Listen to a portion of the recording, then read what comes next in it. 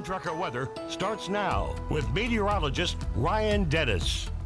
Welcome back, everyone. It was mild over the past few days, but the temperatures were definitely a lot colder today, although the temperatures today were actually right about where they should be for this time of year. We had a high temperature of 34 degrees in Great Falls, and we should be topping out at 36 degrees. Our low temperature was 13 degrees this morning, which was also a couple degrees below average for this time of year. On the Great Falls Clinic iCam right now, we do currently have partly to mostly cloudy skies in the Electric City, and it is currently 23 degrees with a light breeze out of the southwest at 10 miles per hour, making it feel like it's only 12 degrees outside. Temperatures for most of us right now are currently in the 20s, but a few spots including Malta and Chester are currently in the teens. And there was a bit of a breeze around throughout the day today, but the wind right now really not a huge issue for most of us, and that's going to be the case as we go through this evening and through your night tonight. Yes, there is going to be a little breeze around, but sustained wind speeds are generally going to be between 5 and 15 miles per hour. So the wind, for the most part, is really not going to be an issue. But as we head into tomorrow, the wind is going to be getting stronger as we go throughout the day, and it will be breezy to windy tomorrow, depending on your exact location, as sustained wind speeds are going to be between 10 and 30 miles per hour.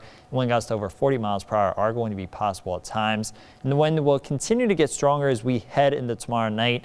And from late tomorrow night through the day on Saturday, it is going to be windy in all of north central Montana. Sustained wind speeds are going to be between 20 and 45 miles per hour. And wind gusts up to 60 plus miles per hour are going to be possible at times in the plains, while wind gusts up to 80, even 90 miles per hour are going to be possible at times along the Rocky Mountain front. And we'll continue to have windy conditions Saturday night, but this wind will then diminish as we go through the day on Sunday.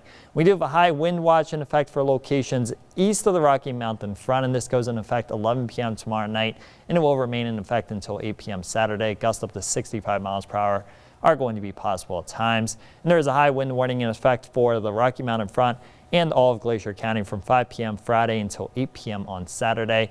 Some wind gusts could even approach 95 or 100 miles per hour, especially immediately along the eastern slopes of the Rocky Mountain front. Going through tonight, there is a weak disturbance in western Montana that will pass through our area, producing some mountain snow showers. This is the next system we're watching, though. Really not going to impact locations east of the Continental Divide, but along and west of the Continental Divide, we are going to be seeing some heavy snow during the weekend with over a foot possible in the highest elevations. Taking a look at FUTURETRACK overnight tonight, partly cloudy skies, just some mountain snow showers around, primarily after midnight. Some mountain snow showers are possible tomorrow. Otherwise, expect mainly dry conditions and partly cloudy to mostly sunny skies throughout the day. We'll have increasing clouds tomorrow night, and that's when we'll start to see some snow working its way into the western part of Montana. And then on Saturday, snow is likely in western Montana as well as along the Continental Divide.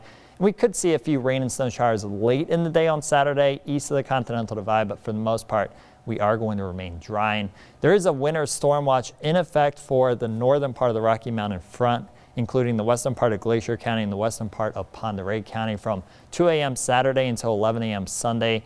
East of the Rocky Mountain front, 1 to 4 inches of snow accumulations possible, but again, we could see over a foot in the highest elevations. Tonight, low temperatures are going to be in the single digits and the teens for most of us. Then tomorrow, high temperatures once again topping out in the 20s and 30s.